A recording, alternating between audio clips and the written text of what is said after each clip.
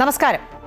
Asia കപ്പിൽ നിന്ന് പിന്മാറുമെന്ന പാകിസ്ഥാൻ വിലപേശലിൽ വഴങ്ങാതെ ICC മാച്ച് റഫറി ആൻഡി പൈക്രോഫിനെ മാറ്റാനാവില്ലെന്ന് കർശന നിലപാടെടുത്തു. ഇതോടെ ബഹിഷ്കരണ ഭീഷണി ഉപേക്ഷിച്ച് പാകിസ്ഥാൻ മത്സരത്തിനെത്തി. ജയിക്കുന്നവർ സൂപ്പർ ഫോറിലുമെത്തും. സമഗ്ര വാർത്തകളുമായി ടോപ് 10 തുടങ്ങുകയാണ്. ആദ്യം 10 പ്രധാന വാർത്തകൾ.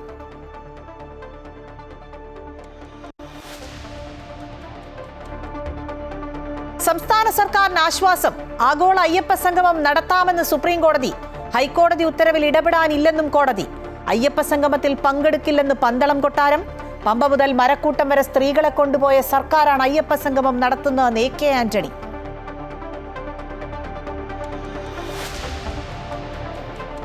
ചെന്നൈയിലേക്ക് കൊണ്ടുപോയ ശബരിമലയിലെ സ്വർണ്ണപ്പാളിയിൽ 4.5 കിലോയുടെ കുറവ്. അന്വേഷണത്തിന് ഉത്തരവിട്ട് ഹൈക്കോടതി. ദേവസ്വം വിജിലൻസ് SP അന്വേഷിക്കും. സ്വർണ്ണപ്പാളിയുടെ ഭാരം കുറഞ്ഞത് എങ്ങനെയെന്ന് കോടതി.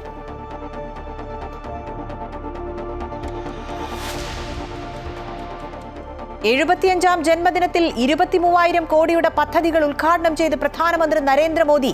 മധ്യപ്രദേശിലെ ധാറിൽ വമ്പൻ റോഡ് ഷോ. ആണവ ഭീഷണികളെ ഇന്ത്യ ഭയക്കുന്നില്ലെന്നും ഭീകരതയെ മുട്ടുകുത്തിച്ചെന്നും പ്രധാനമന്ത്രി.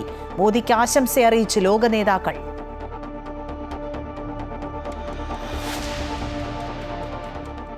ആരോഗ്യമന്ത്രിക്കെതിരെ നിയമസഭയിൽ രൂക്ഷ വിമർശനവുമായി പ്രതിപക്ഷം.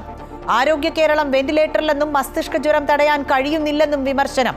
അപൂർവ രോഗമെന്നും ചികിത്സാ മാർഗരേഖ ആദ്യം പുറത്തിറക്കിയത് കേരളമെന്നും മന്ത്രി വീണ ജോർജ്. അടിയന്തര പ്രമേയ ചർച്ചയ്ക്കിടെ പ്രതിപക്ഷം ഇറങ്ങിപ്പോയി.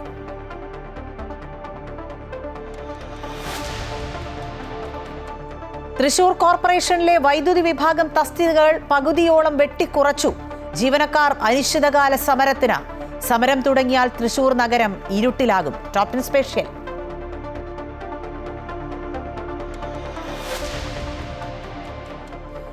മുഖ്യമന്ത്രിയുടെ വിമർശനങ്ങൾക്ക് മറുപടിയുമായി AK ആന്റണി.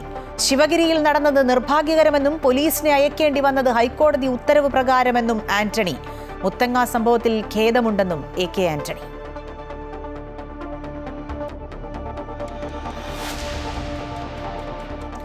സർക്കാർ ആശുപത്രികളിലെ ഉപകരണക്ഷാമത്തിൽ താൽക്കാലിക ഇടപെടൽ. വിതരണ കമ്പനികളുടെ കുടിശ്ശിക തീർക്കാൻ 100 കോടി രൂപ അനുവദിച്ച സംസ്ഥാന ഹെൽത്ത് ഏജൻസി.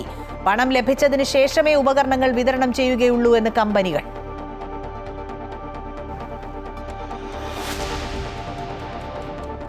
ഏഷ്യാ കപ്പിൽ പാകിസ്ഥാന് വഴങ്ങാതെ ICC. ബഹിഷ്കരണം പിൻവലിച്ച് പാകിസ്ഥാൻ UAEക്കെതിരെ മത്സരിക്കുന്നു. ഇന്ത്യൻ താരം നീരജ് ചോപ്ര ലോക അത്ലറ്റിക് ചാമ്പ്യൻഷിപ്പിൽ ജാവലിൻ ത്രോയുടെ ഫൈനലിൽ കടന്നു. യോഗ്യത നേടിയത് 84.5 മീറ്റർ ദൂരം എറിഞ്ഞ്.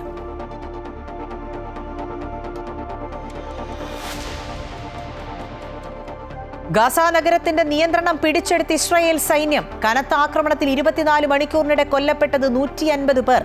150-ലധികം ഹമാസ് കേന്ദ്രങ്ങളും ആയുധ നിർമ്മാണശാലകളും തകർത്തെന്ന് ഇസ്രായേൽ.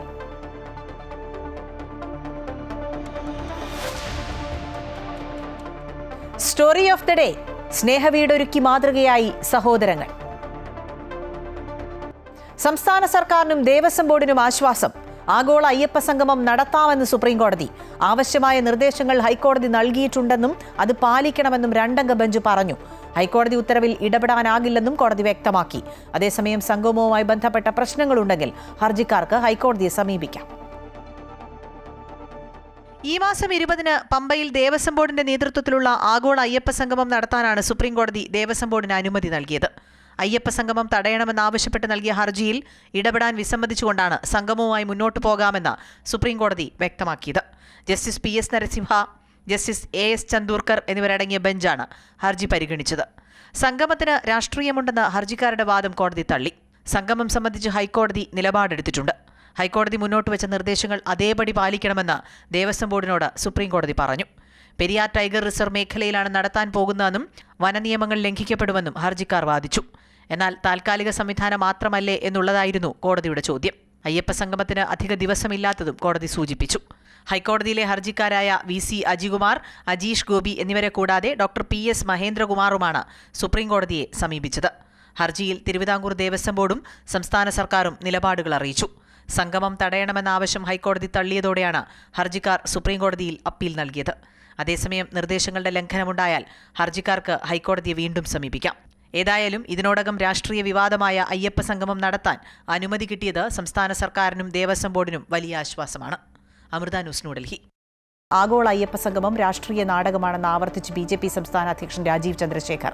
ആരാണ് ശരിക്കും വിശ്വാസികൾക്ക് വേണ്ടി പ്രവർത്തിക്കുന്നതെന്നും ആരാണ് നാടകം കളിക്കുന്നതെന്നും ജനങ്ങൾക്ക് മനസ്സിലാകും.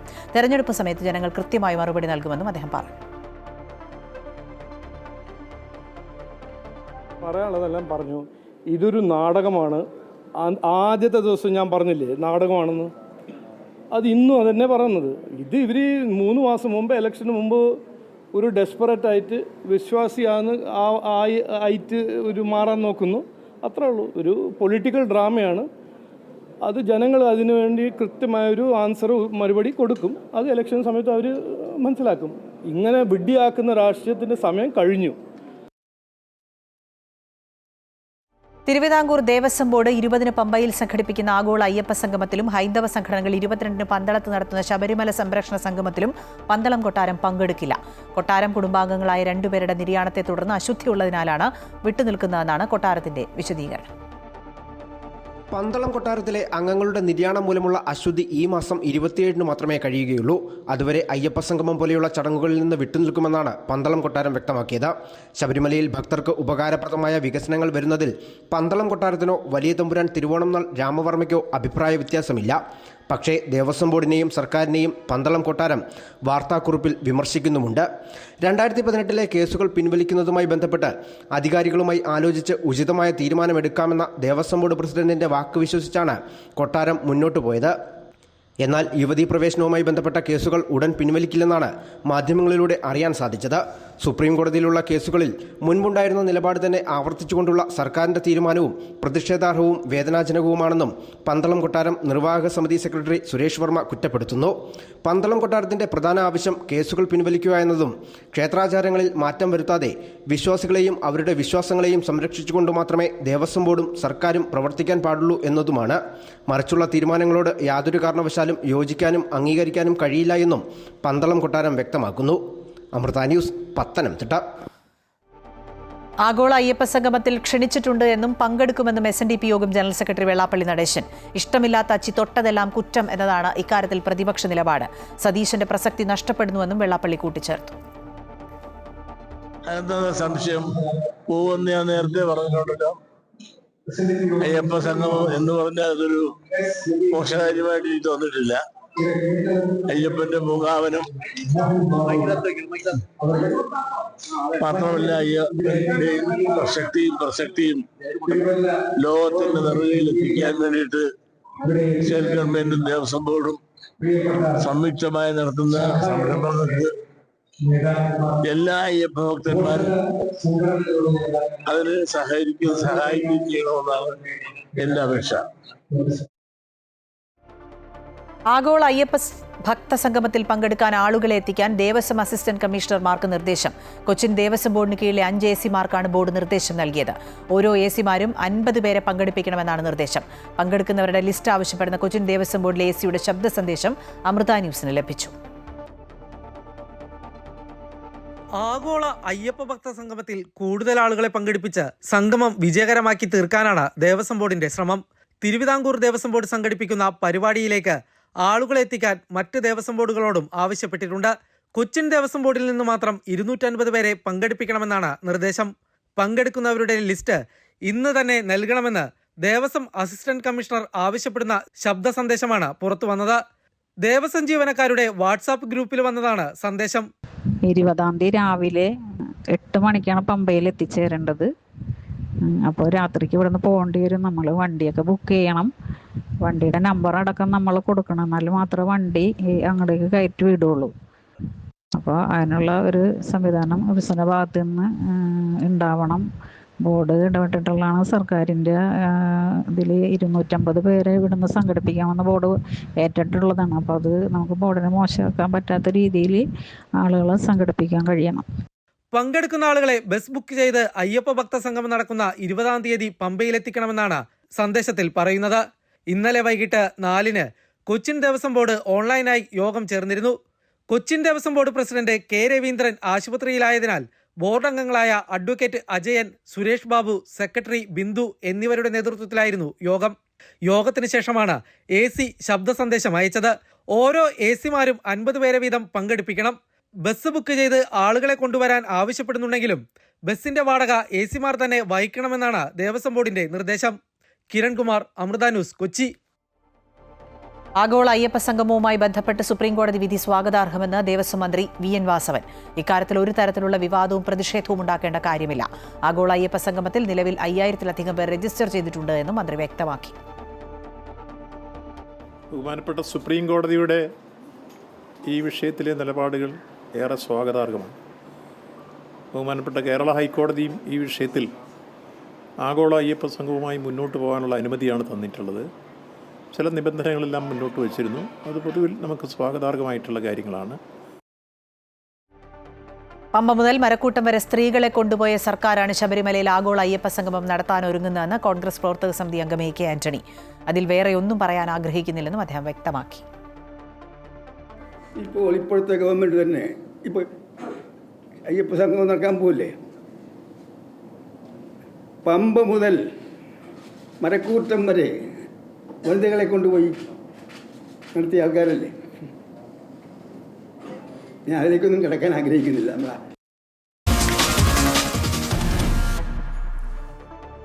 ചെന്നൈയിലേക്ക് കൊണ്ടുപോയ ശബരിമല സ്വർണ്ണപ്പാളിക്ക് തൂക്കക്കുറവ്. അന്വേഷണത്തിന് ഹൈക്കോടതി ഉത്തരവിട്ടു. സത്യം പുറത്തു വരണമെന്ന് കോടതി വ്യക്തമാക്കി. ശബരിമലയിൽ നിന്നും 2019 അറ്റകുറ്റപ്പണിക്ക് എടുത്തുകൊണ്ടുപോയ സ്വർണ്ണപ്പാളികളിൽ 4 കിലോഗ്രാമിന്റെ തൂക്കക്കുറവുണ്ടെന്നാണ് കോടതി കണ്ടെത്തിയത്. 2019 കൊണ്ടുപോയപ്പോൾ 42 കിലോ ഉണ്ടായിരുന്നു. തിരികെ എത്തിയപ്പോൾ മഹസറിൽ 4 കിലോയുടെ കുറവാണ് രേഖപ്പെടുത്തിയിട്ടുള്ളത്. ഇത് വിചിത്രമാണെന്നും സത്യം അന്വേഷണത്തിലൂടെ പുറത്തു വരണമെന്നുമാണ് കോടതി നിർദ്ദേശിച്ചത്. ചീഫ് വിജിലൻസ് ഓഫീസർക്കാണ് അന്വേഷണ ചുമതല. സ്വർണ്ണപ്പാളി തിരികെ സന്നിധാനത്തെത്തിച്ചപ്പോൾ തൂക്കം നോക്കിയില്ലെന്ന് കോടതി വിലയിരുത്തി. ദ്വാരപാലക ശില്പങ്ങളുടെ 2 പീഠങ്ങളുടെയും സ്പെയർ സ്ട്രോങ് റൂമിൽ ഉണ്ടോ എന്ന് പരിശോധിക്കണമെന്നും കോടതി നിർദ്ദേശിച്ചു. 3 ആഴ്ചയ്ക്കകം കോടതിക്ക് അന്വേഷണ റിപ്പോർട്ട് നൽകണം. അമൃത ന്യൂസ്, കൊച്ചി.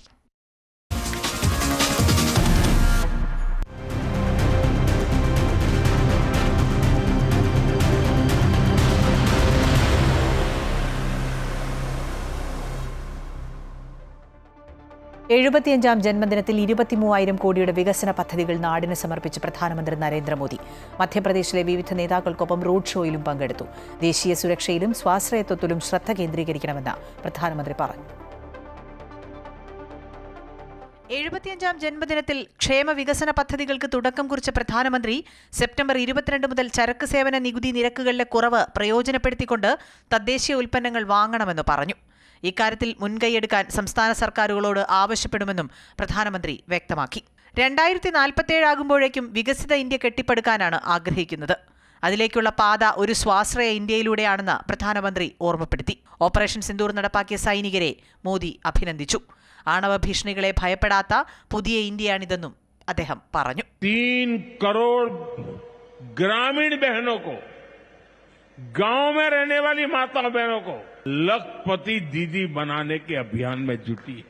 और मैं बड़े गर्व से कह सकता हूं कि इस अभियान में जो सफलता मिली है, इतने कम समय में अब तक करीब 2 करोड़ बहनें लखपति दीदी बन भी चुकी है.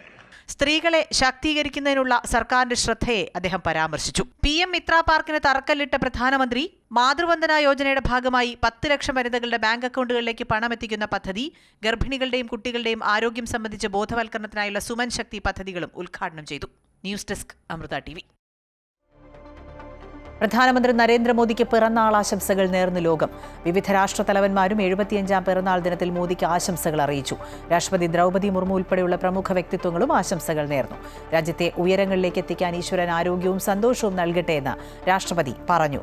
നരേന്ദ്ര എന്ന സംബോധന ചെയ്തുകൊണ്ടാണ് അമേരിക്കൻ പ്രസിഡന്റ് ഡൊണാൾഡ് ട്രംപ് പ്രധാനമന്ത്രിയെ ആശംസകൾ അറിയിച്ചത്. രാഷ്ട്രപതി ദ്രൗപദി മുർമു, ഉപരാഷ്ട്രപതി CP രാധാകൃഷ്ണൻ തുടങ്ങി രാജ്യത്തെ രാഷ്ട്രീയ മേഖലയിലെ പ്രമുഖർ പ്രധാനമന്ത്രിക്ക് പിറന്നാൾ ആശംസകൾ അറിയിച്ചു. മഹത്തായ ലക്ഷ്യങ്ങൾ കൈവരിക്കാനുള്ള സംസ്കാരം രാജ്യത്ത് വളർത്തിയെടുക്കാൻ പ്രധാനമന്ത്രിക്ക് കഴിഞ്ഞുവെന്ന് രാഷ്ട്രപതി പറഞ്ഞു. അതുല്യമായ നേതൃത്വത്തോടെ രാജ്യത്തെ പുരോഗതിയിലേക്ക് നയിക്കാൻ കഴിയട്ടെയെന്ന് രാഷ്ട്രപതി ആശംസിച്ചു. കേന്ദ്രമന്ത്രിമാർ, സംസ്ഥാനങ്ങളിലെ മുഖ്യമന്ത്രിമാർ, പ്രതിപക്ഷ നേതാവ് രാഹുൽ ഗാന്ധി, കോൺഗ്രസ് അധ്യക്ഷൻ മല്ലികാർജ്ജുൻ ഖാർഗെ തുടങ്ങിയവരും പ്രധാനമന്ത്രിക്ക് ആശംസകൾ നേർന്നു. പിറന്നാളിന്റെ ഭാഗമായി വിവിധ സേവന പ്രവർത്തനങ്ങൾക്ക് മന്ത്രിമാർ നേതൃത്വം നൽകി. രക്തദാനം ഉൾപ്പെടെയുള്ള സേവന പ്രവർത്തനങ്ങൾക്കായിരുന്നു പ്രാമുഖ്യം. കേന്ദ്രമന്ത്രി അശ്വിനി വൈഷ്ണവ്, ഡൽഹി മുഖ്യമന്ത്രി രേഖ ഗുപ്ത, ചലച്ചിത്ര താരം വിവേക് ഒബ്രോയ് തുടങ്ങിയവർ രക്തദാനം ചെയ്തു. ബോളിവുഡ് താരങ്ങളായ ഷാറൂഖ് ഖാൻ, അമീർ ഖാൻ, അലിയ ഭട്ട് എന്നിവരും പിറന്നാൾ ആശംസകൾ അറിയിച്ചു. हमारे प्रधानमंत्री श्री नरेंद्र मोदी जी की 75वीं सालगिरह के मौके पर उन्हें ढेर सारी शुभकामनाएं. Wishing you a very happy birthday sir. Ravindra Jadeja, Mohammed Siraj ഉൾപ്പെടെയുള്ള ക്രിക്കറ്റ് താരങ്ങളും ജന്മദിനാഘോഷങ്ങളുടെ ഭാഗമായി. America, Australia, Bhutan, New Zealand, Israel തുടങ്ങി വിവിധ രാജ്യങ്ങളിലെ രാഷ്ട്രത്തലവന്മാർ 75ാം ജന്മദിനത്തിൽ പ്രധാനമന്ത്രി നരേന്ദ്രമോദിക്ക് ആശംസകൾ നേർന്നു. വലിയ കർത്തവ്യമാണ് പ്രധാനമന്ത്രി നിർവഹിക്കുന്നതെന്നും പ്രിയ സുഹൃത്തിന് പിറന്നാൾ ആശംസകൾ എന്നുമാണ് അമേരിക്കൻ പ്രസിഡന്റ് ഡൊണാൾഡ് ട്രംപ് പറഞ്ഞത്. യുക്രൈൻ റഷ്യ യുദ്ധം അവസാനിപ്പിക്കാൻ നടത്തുന്ന ശ്രമങ്ങൾക്കുള്ള പിന്തുണയിൽ നന്ദിയുണ്ട് എന്നും അദ്ദേഹം സമൂഹമാധ്യമത്തിൽ കുറിച്ചു. നന്ദി പറഞ്ഞ പ്രധാനമന്ത്രി ഇന്ത്യ അമേരിക്ക ബന്ധം കൂടുതൽ ഉയരങ്ങളിലേക്ക് എത്താൻ പ്രതിജ്ഞാബദ്ധമാണെന്ന് വ്യക്തമാക്കി. 2047ഓടെ വികസിത രാജ്യമായി ഇന്ത്യയെ മാറ്റാൻ നരേന്ദ്രമോദിക്ക് കഴിയട്ടെ എന്ന് ന്യൂസിലൻഡ് പ്രധാനമന്ത്രി ക്രിസ്റ്റഫർ ലുക്സൺ ആശംസിച്ചു. പിറന്നാൾ ആശംസകൾ നേർന്ന ഓസ്ട്രേലിയൻ പ്രധാനമന്ത്രി ആന്റണി അൽബനീസ്, ഓസ്ട്രേലിയയിലെ ഇന്ത്യൻ സമൂഹത്തിന് വലിയ സംഭാവനയാണ് മോദി നൽകുന്നത് എന്ന് പറഞ്ഞു. അമൃത ന്യൂസ്, ന്യൂഡൽഹി. പ്രധാനമന്ത്രി നരേന്ദ്രമോദിക്ക് ജന്മദിനാശംസകളുമായി സദ്ഗുരു ശ്രീ മാതാ അമൃതാനന്ദമയി ദേവി. 75ാം ജന്മദിനം ആഘോഷിക്കുന്ന അവസരത്തിൽ അദ്ദേഹത്തിന് എല്ലാ ആയുരാരോഗ്യ സൗഖ്യങ്ങളും അമ്മ നേർന്നു. വികസിത ഭാരതം പടുത്തുയർത്തുന്നതിലും ഭാരതത്തിന്റെ യശസ് ലോകമെങ്ങും ഉയർത്തുന്നതിലും മോദി വഹിച്ചിട്ടുള്ള പങ്ക് നിസ്തുലമാണ്. ഏറെക്കാലം ഭാരതത്തെയും ജനതയെയും ലോകത്തെയും സേവിക്കാൻ മോദിക്ക് കഴിയട്ടെയെന്നും അമ്മ ജന്മദിന സന്ദേശത്തിൽ പറഞ്ഞു. ഭാരതത്തിന്റെ ബഹുമാനപ്പെട്ട പ്രധാനമന്ത്രി ശ്രീ നരേന്ദ്രമോദിയുടെ 75ാം ജന്മദിനം ആഘോഷിക്കുന്ന ഈ അവസരത്തിൽ അമ്മ അദ്ദേഹത്തിന് എല്ലാ ആയുരാരോഗ്യ സൗഖ്യങ്ങളും നന്മകളും നേരുന്നു. എല്ലാ രംഗത്തും മുന്നോട്ട് കുതിക്കുന്ന വികസിത ഭാരതം പടുത്തുയർത്തുന്നതിലും ഭാരതത്തിന്റെ യശസ് ലോകമെങ്ങും ഉയർത്തുന്നതിലും ശ്രീ മോദിജി വഹിച്ചിട്ടുള്ള പങ്ക് നിസ്തുലമാണ്. തുടർന്ന് ഏറെക്കാലം ഭാരതത്തെയും ഭാരത ജനതയെയും ലോകത്തെയും സേവിക്കാൻ മോദിജി കഴിയട്ടെ എന്ന് നമ്മൾ പരമാത്മാവിൽ സമർപ്പിക്കുന്നു. കൃപ മോദിജി അനുഗ്രഹിക്കട്ടെ. നമസ്കാരം. പ്രധാനമന്ത്രി നരേന്ദ്രമോദിയുടെ 75ാം ജന്മദിനത്തിൽ ചക്കുളത്തുകാവ് ശ്രീ ഭഗവതി ക്ഷേത്രത്തിൽ സർവൈശ്വര്യ പൂജ നടന്നു. നരേന്ദ്രമോദി അനിഴം നക്ഷത്രം ഒരു ഭക്തനാണ് വഴിപാട് നടത്തിയത്. ക്ഷേത്ര മുഖ്യ കാര്യദർശി രാധാകൃഷ്ണൻ നമ്പൂതിരി, കാര്യദർശി മണിക്കുട്ടൻ നമ്പൂതിരി, മേൽശാന്തിമാരായ അശോകൻ നമ്പൂതിരി, രഞ്ജിത് ബി നമ്പൂതിരി, ദുർഗാദത്തൻ നമ്പൂതിരി എന്നിവർ കാർമ്മികത്വം വഹിച്ചു. പ്രധാനമന്ത്രിക്ക് ജന്മദിന സമ്മാനമായി മലയാളത്തിൽ ഒരു ഗാനം. കേന്ദ്രമന്ത്രി സുരേഷ് ഗോപി, ചലച്ചിത്ര താരങ്ങളായ ശോഭന, മേനക, വിവേക് ഗോവൻ, കൃഷ്ണപ്രസാദ്, ഉമാ നായർ തുടങ്ങിയവരാണ് ഗാനത്തിൽ അഭിനയിച്ചിരിക്കുന്നത്. വൈഷ്ണവ് ഗിരീഷും ശ്രുതി ശിവദാസുമാണ് ഗാനം ആലപിച്ചത്. രാഹുൽ കാവ്യയുടെ വരികൾക്ക് സംഗീതം നൽകിയിരിക്കുന്നത് കൈലാസാണ്. നമോ 75 എന്ന പേരിലാണ് ഗാനം പുറത്തിറക്കിയിരിക്കുന്നത്.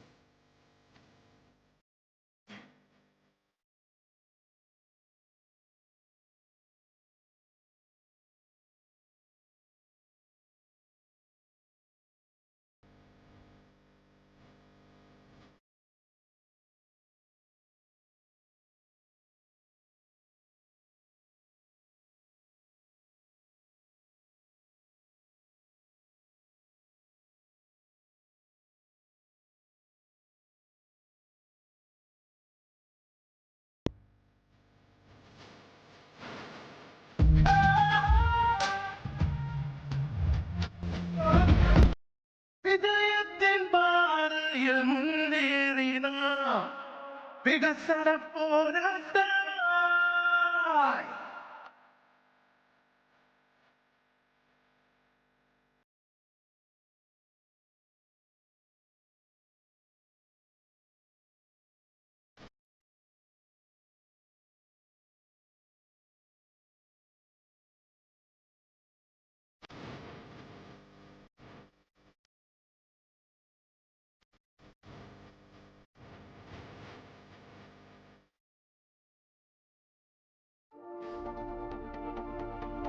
പ്രധാനമന്ത്രിയെയും അമ്മയെയും കഥാപാത്രമാക്കിയുള്ള ബീഹാർ കോൺഗ്രസിന്റെ AI വീഡിയോ നീക്കം ചെയ്യാൻ നിർദ്ദേശം. പാട്ന ഹൈക്കോടതിയാണ് നിർദ്ദേശം നൽകിയത്. വിവേകാനന്ദ സിംഗ് നൽകിയ പൊതു താൽപര്യ ഹർജിയിലാണ് കോടതിയുടെ നടപടി. ഇനിയൊരു ഉത്തരവുണ്ടാകുന്നതുവരെ സമൂഹ മാധ്യമങ്ങളിൽ വീഡിയോ പ്രചരിപ്പിക്കരുതെന്ന് ചീഫ് ജസ്റ്റിസ് PB ബജത്രി അധ്യക്ഷനായ ബെഞ്ച് നിർദ്ദേശിച്ചു. ഹർജിയിൽ കേന്ദ്ര സംസ്ഥാന സർക്കാരുകൾ, ബീഹാർ കോൺഗ്രസ് കമ്മിറ്റി, തെരഞ്ഞെടുപ്പ് കമ്മീഷൻ, രാഹുൽ ഗാന്ധി എന്നിവർക്ക് കോടതി നോട്ടീസ് അയച്ചു. അമീബിക് മസ്തിഷ്ക ജ്വരം അടിയന്തര പ്രമേയമായി ചർച്ച ചെയ്ത് നിയമസഭ. പകർച്ചവ്യാധി അല്ലാതിരുന്നിട്ടും സംസ്ഥാനത്ത് രോഗം വ്യാപിക്കുന്ന സ്ഥിതിയാണെന്നും രോഗത്തിന്റെ ഉറവിടം കണ്ടെത്താൻ കഴിഞ്ഞിട്ടില്ലെന്നും വിദഗ്ധ സമിതിയെ നിയോഗിക്കണമെന്നും പ്രതിപക്ഷ നേതാവ് ആവശ്യപ്പെട്ടു. അതേസമയം രോഗനിയന്ത്രണത്തിന് സർക്കാർ സ്വീകരിച്ച നടപടികൾ ചൂണ്ടിക്കാട്ടി ആരോഗ്യമന്ത്രി വീണ ജോർജ് പ്രതിപക്ഷ ആരോപണങ്ങളെ ഖണ്ഡിച്ചു. തുടർന്ന് പ്രമേയം അവതരിപ്പിച്ച M. ഷംസുദ്ദീന് മറുപടി നൽകാൻ അവസരം നിഷേധിച്ചതായി ആരോപിച്ച് പ്രതിപക്ഷം ചർച്ച ബഹിഷ്കരിച്ചു. മന്ത്രി വീണ ജോർജിനെതിരെ ഷംസുദ്ദീൻ നടത്തിയ പദപ്രയോഗവും സഭയിൽ നേരിയ ബഹളത്തിന് കാരണമായി.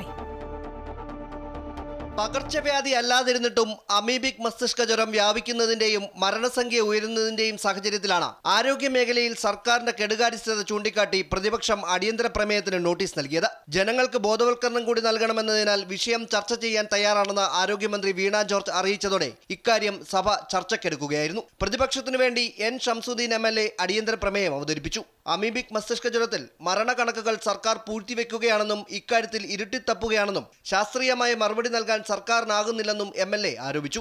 ജനങ്ങളുടെ ആശങ്ക പരിഹരിക്കാൻ സർക്കാർ തയ്യാറാകണമെന്നാണ് പ്രതിപക്ഷ നേതാവ് VD സതീശൻ ആവശ്യപ്പെട്ടത്.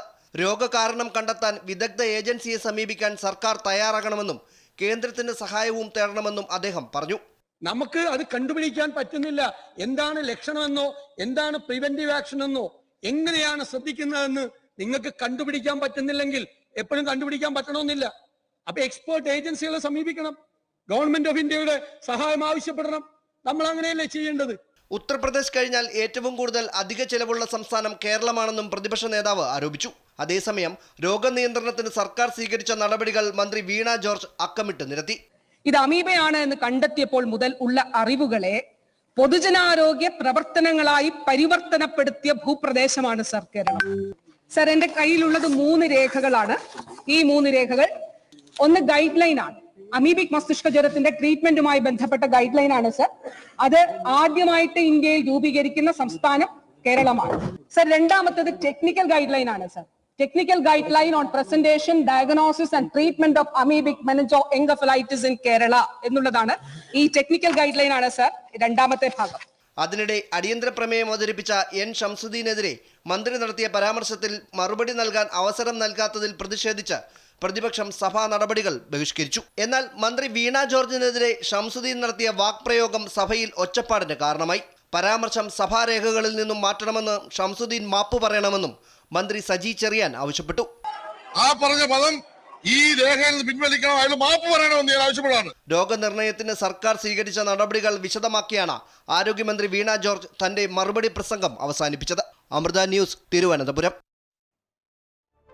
കൊല്ലം തേവലക്കരയിൽ സ്കൂൾ വിദ്യാർത്ഥി ഷോക്കേറ്റ് മരിച്ച സംഭവത്തിൽ 2 മാസം പിന്നിട്ടിട്ടും സേഫ്റ്റി കമ്മീഷണറുടെ റിപ്പോർട്ട് ഇനിയും ലഭ്യമായിട്ടില്ല എന്ന് മന്ത്രി K. കൃഷ്ണൻകുട്ടി നിയമസഭയെ അറിയിച്ചു. തിരുവനന്തപുരം ജനറൽ ആശുപത്രിയിലെ ചികിത്സാ പിഴവിൽ ഡോക്ടർമാർക്ക് ഗുരുതര വീഴ്ചയുണ്ടായതായും വിദഗ്ധ സമിതിയുടെ റിപ്പോർട്ട് ലഭിക്കുന്ന മുറയ്ക്ക് ശക്തമായ നടപടി സ്വീകരിക്കുമെന്നും മന്ത്രി വീണ ജോർജും സഭയെ അറിയിച്ചു.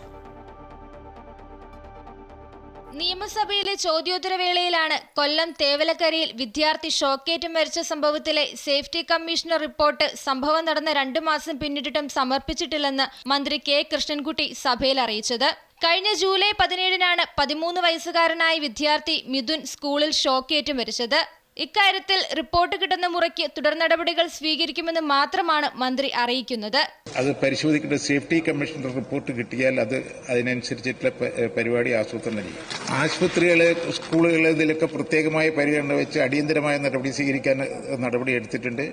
വൈദ്യുതി അപകടങ്ങൾ തടയാൻ ജില്ലാ തലത്തിൽ കമ്മിറ്റികൾക്ക് രൂപം നൽകുമെന്നും വൈദ്യുതി ലൈനിലെ അപകടങ്ങൾ പരിഹരിക്കാൻ AI സഹായം ഉപയോഗിക്കാൻ കഴിയുമോ എന്ന് പരിശോധിക്കുമെന്നും മന്ത്രി K. കൃഷ്ണൻകുട്ടി പറഞ്ഞു. തിരുവനന്തപുരം ജനറൽ ആശുപത്രിയിൽ യുവതിക്കുണ്ടായ ചികിത്സാ പിഴവ് സംബന്ധിച്ച് പ്രതിപക്ഷ നേതാവ് VD സതീശനാണ് സഭയിൽ സബ്മിഷൻ ഉന്നയിച്ചത്.